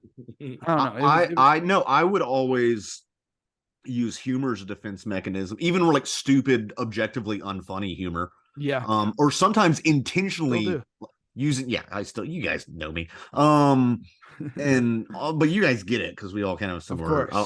I'll say stupid. First of all, part of it's just I have no filter, so if a stupid thing pops in my head, it just comes out. And that's like a sign of, it can be either extreme comfort or discomfort. Because one thing I realized, like if I feel uncomfortable, if I make other people feel uncomfortable, then they're on the same level of comfort as I am. So I would do that. I remember I broke up a fight once that was about to happen in PE class in 6th grade because I was 11 at this time. Because Yeah. I just said in this weird voice, like, why do mommy and daddy always have to fight? And like these two kids who are probably going to be in juvie in 6 months. Jesus fucking Christ. I would have beat the shit out of you. Yeah, I know. Well, they just looked at me and just like walked away. They're like, "What the fuck, kid?" Like, I don't like. They ended up not fighting because of that. I remember fucking that. whack. You want kids to fight whenever I was in school. You want to watch that shit. No, because that Primal, means people weren't paying attention to urges. me and validating me. Oh, Also, I don't know. PE that's class gay. That's so gay. is okay. Casher, am I the only one who hasn't used a homophobic slur this podcast? Hey man, I'm just repeating I what didn't I was say anything called. homophobic. I just said something's gay. Yeah, well, okay. Whatever. Anyway, now we move on to the dance. One of the funniest bits in this movie is that he tries to get this stupid girl to move with him to Hollywood and tells him that he loves her. Oh man, It's a manic. That's his mom, dude. I know. It's insane. And obviously, he even says like they're getting divorced, and she's just like, "What the fuck?" I'm like, "Fuck, dude, I can barely watch this. It's so awkward." It's You know, I've said horrible, cringy shit to dumb girls too, but damn, I've never You said know, anything like that. what delusion? Yeah, and she's just like, "What? No, I'm not doing this." her reaction's kind of funny. It's also very telling. I mean, you're at that age where she says like you're a lot of fun, but we're graduating. You know, we're going to different colleges. And then it's good because it's also paired with like he's like, "Are you breaking up with me?" And she's like, "No, at prom, no, of course not." You know, it's just like yeah, of course, no. I don't know. I'll break up with you after. And then she's like, she tells him that weirdly insightful thing. She says, "Sometimes we can't fix things, Sam. Sometimes we just have to suffer." I'm like, damn. That's a very Christian and Jewish. It's very Old Testament way of doing things. Yeah, like, yeah. you can sacrifice a goat, but the goat's still gonna be dead, man. It might fix a little, but I think it's cool that they showed his film at prom. Yeah. How That's cool so would that be? That's kinda so like cool to me. and it's like- interesting. He was very isolated. I mean, I don't know. I think he was like worried about that film and also feeling torn up from the divorce. And it's kind of similar. He was torn up showing a film about Well, it's like he divorce. starts it and immediately like cups his hands. Right. Like, And then but I was saying it parallels somewhat with him showing the other film, the war film, right after he figures out. And it also parallels metatextually with him showing this film to us about divorce and how he was probably cringing through that as well. Yeah. God. It's like, yeah, and like the whole film is kind of like a kill him with kindness kind of thing. Like it is, but here's the thing. There's a very interesting part. I want to bring this up now.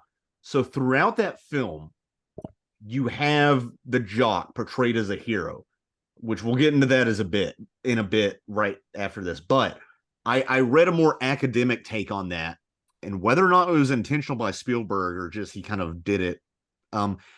They said he's almost like this Aryan superhero in that. He's like this very Western ideal of strength, masculinity, whiteness. And they say like part of the way, and they also said it mirrors scenes from Olympia, which is a Nazi propaganda film. But they were saying that like Spielberg, in a way, was using that sort of imagery despite being Jewish and co-opting that sort of Aryan imagery to fit into that society, whether or not he realized it. You know, despite that he was Jewish, he had to overcome his Judaism. And what sucks is like, I feel like, I don't know, maybe it's gotten a little better depending on which state and county you're from, but I feel like if you're born white, you have value in this country. And if you're born brown or Jewish, you kind of have to prove your value at this point. And I definitely think that was true of the time with Jews. I don't know. I haven't witnessed a lot of anti-Semitism in my life, but that's because I don't live where the Jews live. I live in Arkansas. So that's all that is. Yeah. In Spain, they had that whole Inquisition But thing. So it's definitely interesting because obviously that character normally would be like, yeah, look at me, I'm a badass. But instead, he's completely broken down by it. Mr. Popular. how can you live up to suddenly- that? Yeah, suddenly it's now he feels like I'm gonna peak in high school. Yeah, like Because he does. yeah. And his confrontation with Sammy is just really powerful. It's so good. And then the climax other of the guy movie, comes really. in trying to talk shit and he hits him in the fucking face, and they just have a very meaningful conversation like, why did you do it? And he's kind of just like, part of it's made the movie better, And I believe that. I believe Yeah. that's exactly why he did it. Yeah. He just it needed a protagonist, and he was the obvious choice. Yeah. So and that's the thing, and that's another interesting thing is that a lot of movies, especially biopics, I don't know, how many biopics really dig into how ugly some of these people are. And again, I haven't seen a lot, but Churchill was not a good person necessarily. And this might be controversial. Gandhi was not a good person necessarily. No, the Gandhi movie is fucking propaganda. Gandhi was it is. And it's because Gandhi Gandhi was a piece of shit racist pedophile. And he did not like the blacks. Well, let's not bring up Gandhi because I'll fucking talk about that too long. That's not one of my favorite. No, I knew. I was like, I've never talked to Casher about Gandhi, but I'm pretty sure I know how he'll react to this. Fucking yeah, no. He seems like shit too. Fucking cocksucker. Well, like in this scene, he tries to hand Sammy a joint, and Sammy's like, I already have too much shit going on in my head, dude. I know the funny part is to wonder, like, what would have Spielberg been like if he smoked weed? He smoked that joint, dude. I thought the same thing. I'm like, what world would we? How would cinema be different if Spielberg smoked weed? I'm glad we had the same thought. It's. You guys think he didn't smoke weed, but he made the Goonies? He didn't make the Goonies. He produced the Goonies. Richard Donner directed. Yeah. Richard Donner did it. I'm just telling you. But it is. I do like the line right after that when he leaves and he says, "Life's nothing like the movies, Fabelman." And it's like, we're watching a movie right now. I know, and also it's a little on the nose, but it works so well. Yeah, where he's like, you just forget it, okay? Or like, you're not mad at me, or whatever he says. And he's like, yeah, unless I decide to make a movie about it. Or he's like, don't tell anybody this conversation happened. Yeah, and then he says that, which it's real cheeky, but it works in the moment. And here's the thing: it's not just a dumb joke; it's Spielberg acknowledging himself. Yeah. And acknowledging that this is a reconstruction. Here's another thing I heard about this is in that podcast with Paul Thomas Anderson, is that years later, so one of Spielberg's first big successful projects was a TV movie called Duel, which is this family being chased by this semi truck across the highways. Yeah, I've seen it. And I've seen it. Is it good? Yeah. Tell me 5 things about it. The years later, after that movie premiered, Spielberg is at CBS or ABC or wherever, and his secretary comes in and he's like, hey, you have a call. This guy says he knew you in high school. Do you know a Mr. So-and-so? And Spielberg said he froze and had like a flashback. Like it was trauma because that kid beat the crap out of him and stuff. Whoa. And the kid calls like, hey, that said Steven Spielberg, but is this Steve Spielberg from High School XYZ? And he's like, yeah. And he's like, oh my God, you finally did it. You got to do what you want to do. You're a director. That's great. And Spielberg was like, well, okay, childhood bully. Well, what are you doing now? And the guy says, oh, I'm a cop. You guys ever seen that movie, Billy Madison? Yeah. It's like if that guy called and like congratulated him, and as he gets off, Spielberg hangs up, starts to put on lipstick, crosses his name off of his hit list. Yeah, it's transphobic, but it's so funny. That movie it's such a dumb. That movie's so a big guilty pleasure. It's a good. Just get drunk and watch it. Okay, so we're almost to the end of the movie. Right after the scene, it's like the final scene with his mom, and she said that she was turning into someone she doesn't know, and unless she goes back, she needs to reclaim herself, which I understand to a T. I felt like, that with Waze. it's fucking brutal. And she says, you do what your heart tells you to do, so you don't owe anyone your life. And she admits it's selfish. But guess what? I don't think that makes it right. But hey, it's a very complex scenario. So what am I going to do? You know? But I don't know. It's just a weird scene because he himself in the scene is enjoying her being real and being herself. And he's like loving on her, hugging her and stuff. But she's acting so nonchalant about leaving and shaking up the family. And I'm like, God damn. And then, of course, we have William's score again, which is this very heartfelt fucking piece during the scene. And, you know, it's acceptance between him and his mother. So I can guess it can be very relieving in that moment. But once again, it remains complex. At a certain point, this is controversial, but there is a point where happiness is a choice. And you're framing around certain events in your life as one of the few things you can control. And at that point, it's an inflection point where you have to say, do I resent my mother and have that hate follow me for the rest of my life? Or do I accept her flaws? Doesn't mean I forgive her completely, but accept her flaws as a human being and continue my relationship with her because I love her. And clearly Spielberg picked the second. I'm sure that wasn't easy, but he doesn't seem like the guy to carry hate in his heart like that. Yeah, I get that. It's a terrible thing to do. Yeah, I get that. All right. So next, after that, we get a year later, and now we get the final scene with his dad. And the final scene with his dad begins with him thinking he has a heart attack, and what it really is a panic attack.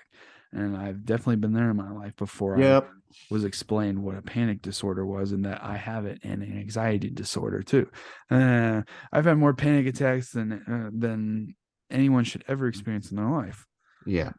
But anyway, so his dad, at least his dad has emotionally evolved a bit since we've seen him last, because divorce is a bitch. Yeah, I guess. And he helps him. He makes him tea and helps him through it and stuff, and talks to him for a second. Well, he says his mom used to love him. His dad finally says, "Fuck it, do what you want. You can drop out of school, pursue your dreams." And it's not passive, and it's not anything with ulterior motive. I think it's his dad genuinely loves what he does and his work, and he's like, fuck it, I want him to be as happy as I am doing. But he also sees that photo of his mother with Benny happy, because Benny's not involving himself in the work, is taking the time to cultivate the relationship and pursuing something that's happy. And he was just like, I'd like my son to experience the happiness that I always wanted, but I'm too busy providing. That's and I don't want my son to go down the wrong path like my wife did. Yeah, it definitely hurts to see him looking at those photos. God, Paul Dano's fucking expressions. But also, he seems kind of slightly in denial that things will work out in the end. And it's like, damn, dude, I don't think so. Not with you and your ex-wife, but okay. But it is an important scene after all of that of kind of being like, I should have made you focus on school and algebra and stuff, and you should have been doing this or that. And now he's like, nope, do what makes you happy. Fuck it. Yeah. Can you imagine if Spielberg went to engineering school? There's so many what ifs in this movie. Yeah. Like, what if this happened in Spielberg's life? Yeah. So after that, he after writing letter after letter after letter, asking if he could even scrub the bathroom floors of ABC, BBC, CBS, WTF. Yeah. He gets the Harry Potter letter. Yeah, he gets the letter, and his dad's like, hopefully good news. Yes, it is. He's gonna get some 2-bit assistant of an assistant job at a TV company. And the guy says he can probably start him next season, the starting season, which is in the fall usually for broadcasting for Which I didn't television. realize he got his start on Hogan's Heroes, which is well, that company was developing it, kind of showing him the concept art. Yeah. But lo and behold, the guy knows that he just wants to get into this business because it's a start, but he really wants to make movies. He's like, oh fuck it, we live our office is across the way from the most iconic director of all time. You want to meet him? Okay. John fucking Ford. And the review, when he like looks up and looks around the room and sees all the posters, dude, I shit myself because I was it's interesting. I wonder if there's casual movie going audiences who wouldn't put that up. Yeah, you see like Stagecoach, The Searchers, and you like, what the is happening? Yeah, well, like we know, but anyone over their 40s, I think, would know fucking John Ford is, but not people our age. But I knew it. I was like, I think he's in John Ford's fucking office. Sure enough, because who else would have been like the GOAT at the time? Being played by one of the GOATs. Yeah. Oh yeah, I forgot. Okay, we both forgot he was in the movie. I forgot. I forgot David Lynch was cast in it, and I audibly said in the theater, I was like, David Lynch, and I covered my mouth because I got so excited. Yeah, he fucking hams that up. He hams that role up, but it's perfect. It works so well. No, it's great. Well, here's the thing, dude. I sent this to Adrian. I saw an interview of John Ford. He's kind of like that. Yeah, I sent you that interview. It was pretty uncanny, wasn't it? It was. Like he was yelling, curmudgeon, hated being interviewed. Clearly, and it's interesting because actually, my girlfriend Parker like poked her head in. She's like, "Is that David Lynch?" I was like, "Yeah." It's like in a normal movie, in the normal movie biopic, this would be the big break moment where he gets his 1 in a million chance. But instead, it's realistic, and that's why I love the scene, is because he meets John Ford, and he's like a practical man giving him technical advice. And he's like, great advice. He's like, what do you know about art? And you think he's going to go into something more abstract or something. He's like, no. He talks about lighting and the horizon in these different shots. That's a great dude. That'll be emblazoned in my memory. If the horizon's at the top, it's interesting. If the horizon is at the bottom, it's interesting. Yeah. If it's in the middle, it's boring as shit. Yeah. And he says, good luck to you and get the fuck out of my office. And like that's so brilliant, and like Sammy runs out of that office all like, I've got a golden ticket. I got a golden ticket. Like fucking just like renewed. Here's the thing. Another thing about that interview, Paul Thomas Anderson asked him about it, and Spielberg said that is word for word how that went down. That's so fucking funny. He's like, and he said he walked in with lipstick on his face too. That's insane. Like just word for word. Good luck to you. Get the fuck out of my And despite house. it being not that stereotypical 1 in a million chance ending, being more realistic, which makes it better, we still get the whimsical ending shots. But the take on it is that the film literally readjusts its angle to account for the sunset, which is so fucking baller because it's right after Ford talked about the light, and it's so cheeky and funny. It is. Casher, are you there? He's frozen. Oh no, not at this part, not at the end. I didn't even notice that he froze. I mean, we gotta do what we gotta do. We gotta do what we gotta do. Oh, here, okay. Are you back with us? Casher. I know we get to the one part I was really excited to talk about. Okay. I was about to say we gotta hear any of what I said. No. Oh, but okay. So yeah. Like I said, despite everything that happened, we still get the whimsical ending shot, and as he's going down the studio lot, the film literally readjusts its angle to account for the sunset to make it more visually interesting. As like the most, it's probably my favorite ending. Last 5 seconds of a movie all year. It's good. Perfect. It's like perfect cap. But, and I said this at the beginning, it's not just a cheeky joke. It has significance. Sure. That is Spielberg saying that was a massively influential moment. I am always learning. You never stop learning. Yeah. You always learn from the masters. He's big on that too. He gets mad when up in like younger filmmakers in their 20s don't watch older movies, or like won't watch a silent movie or anything. Yeah. Because he's like, no, visual language is that important. You have to be able to tell a story with just images. Of course. And I did kind of expect the I don't know why in my head the ending theme for the Looney Tunes to play after that. because he's on the Warner, it looks like the Warner I guess Brothers lot. in like the way that they did it, and it seemed very Looney Tunes, and so I was like, man, that's all, folks. And also, you know, it hammers home like art is all art is technical. There's theory behind it.